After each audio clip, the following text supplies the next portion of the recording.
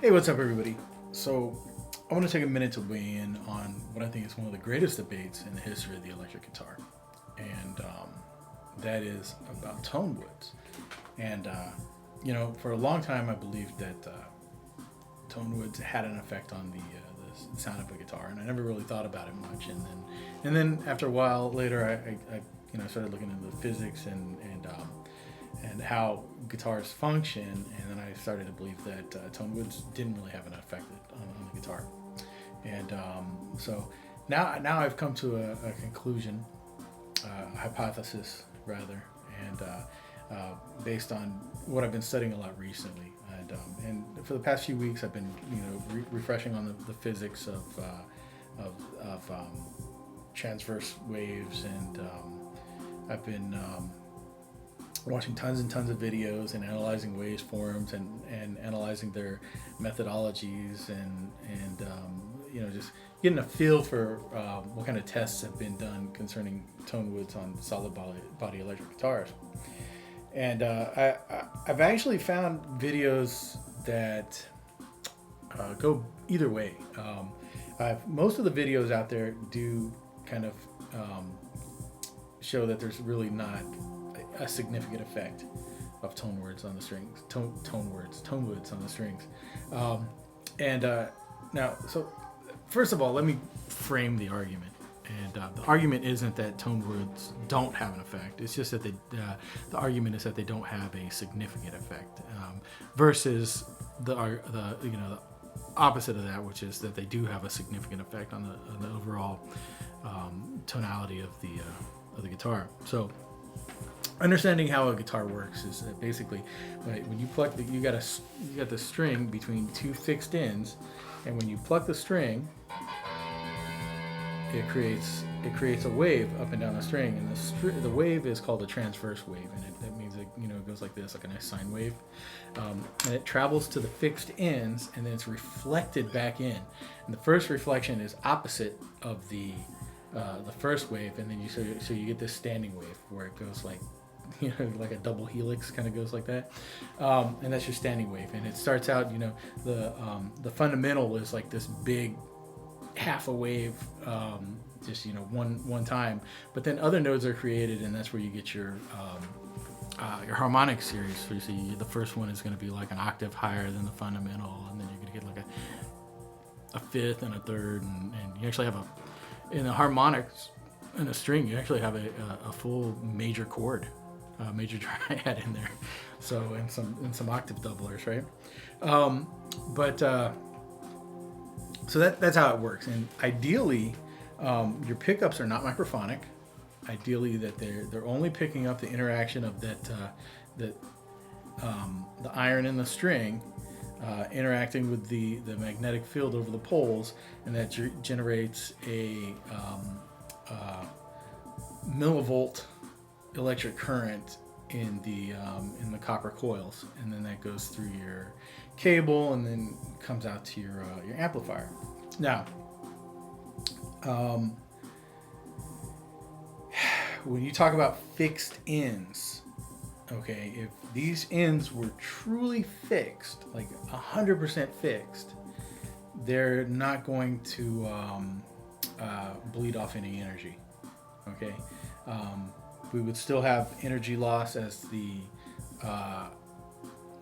pickup fights with the magnetic field, the string fights with the magnetic field, and then also as it interacts with the air, there's going to be a little bit of friction and resistance from the air, but all the energy from the string being plucked will be reflected right back into the string. And that's not the case, though. I can tell that's not the case even on a solid body. On an acoustic, you're going to get a lot of that energy is going to be seeped off and it's going to cause the top of that guitar to resonate, and it's going to vibrate and create a longitudinal wave, which is like that, and that's going to push that sound out, and also sound's going to be reflected off the back and the sides inside, and it's going to be pushed out the sound hole. But on a solid body, you're not going to get that to the same degree, but you do get it a little bit, and I can feel it. I can pluck the string, and I can feel the neck vibrating. more up here at the end than down here by the body. So whatever vibrations are going into the neck aren't really traveling that far down the neck to the body. But then I also feel the body vibrating. I feel it vibrating on my body and my hands right now. So there's where your sustain goes. Is your sustain is the energy from that wave, some of that being transferred to the wood. So it's a small fraction of it. Most of the energy stays in that string for any given length of time. But the fraction of it that does seep off, that affects your sustain. And then in theory, it affects your tone a little bit because there's an interplay that takes place. So if this is vibrating, some of that wave energy is going to go right back up to the bridge and back to the nut, and it's going to interact with the string a little bit. So then the argument is it enough to make a difference in the tonality of your guitar? And I believe that the answer is it depends on the guitar. And here's what's led me to believe this. It's that, so a pickup functioning correctly is not microphonic. You should not be able to hear tapping on the pickups. If I took all the strings off and tap on these pickups, and these are, Music Man pickups, these are, top notch. So there's going to be negligible amounts of noise. But with the strings on, of course, you'll hear a little bit more because it does create a little bit of interaction with the strings there. But if I take the strings off, it's a different story. So your pickup should not be microphonic. But old pickups, old style pickups, vintage PAF pickups and stuff like that, they do get microphonic. And I recently saw a video where a guy was able to get comparable amount of decibels from a microphonic pickup placed on the body of a guitar to the amount of decibels he was able to get out of the pickups with the strings vibrating over them. So the microphonic pickups can be very microphonic, and in that case they're going to pick up a lot of sound from the body of the guitar. And so any sound that comes through these strings is going to be colored as it goes through the wood, and it's going to be picked up by those microphonic pickups. And then that's going to be added to the sound of the strings vibrating, where most of the sound's still going to come from. It's still going to come from the strings vibrating over the pickup, mostly. But you're going to get these other sounds mixed in with it. And I think that can cause a lot of perception of added warmth or lack thereof. And then for other guitars that where the pickups aren't microphonic, I think you're going to have you'll have that effect, but to a far lesser extent, depending on the make of the guitar, the type of wood, type of finish, the type of neck and stuff like that will determine. So I think what's happening in the videos is I think some people have stumbled across ways or guitars or mock guitars that accentuate the effect of different types of tone woods on it.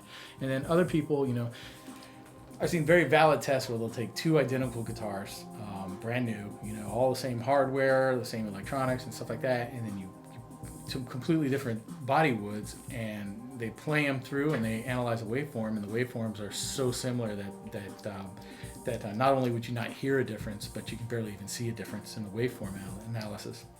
So I think those guitars, actually just don't. There's not a huge effect of the tone wood on the tonality of those guitars, and they're getting almost all the tone from the string oscillating over the pickup. Whereas other guitars, like maybe an old Les Paul or something like that, I think you're going to pick up a little more of the wood tone and stuff like that. So I think that in order to have a truly scientific analysis of what's going on, I think that the problem is that all these studies are too small. They're not a good representative sample. I think you need to go get a bunch of old guitars and a bunch of new guitars and really take the time to control for a lot of variables in order to get a valid study. And I think what the study is going to conclude is that yes, it can make a difference, but a lot of times it doesn't make a difference. And for the people who have experienced it as not making a difference, they're very adamantly, they're like, no, I've done experiments at home myself, and it didn't make a difference. But the people who it has made a difference, they're like, "You guys are idiots. It does make a difference." And that's where I think the clash is. I think people have experienced two different things based on the instruments that they're playing. So I don't usually like to walk the fence on things. I hate to say, oh, I'm going to take the middle ground, but it's been in my experience and through careful analysis of experiments that are out there and argument. They're listening to different arguments that are out there, and just studying the physics of it. I believe that both sides are correct and both sides are incorrect. I think that I think in some guitars it's such a negligible effect, it really doesn't matter. If you got a modern guitar, with well potted premium pickups, really good hardware and good build quality, it's not going to make that much of a difference. I think if you got a more like classical built guitar, if you got an old Telecaster, you got an old Gibson Les Paul or something like that, I think it is going to make a little bit more of a difference. Not a ton of difference, but nuance is everything. To the average listener out in the audience, they're not going to really know the difference. Most of the time, they're just like they're paying attention to the singer, not the guitarist, anyways. so they don't really care.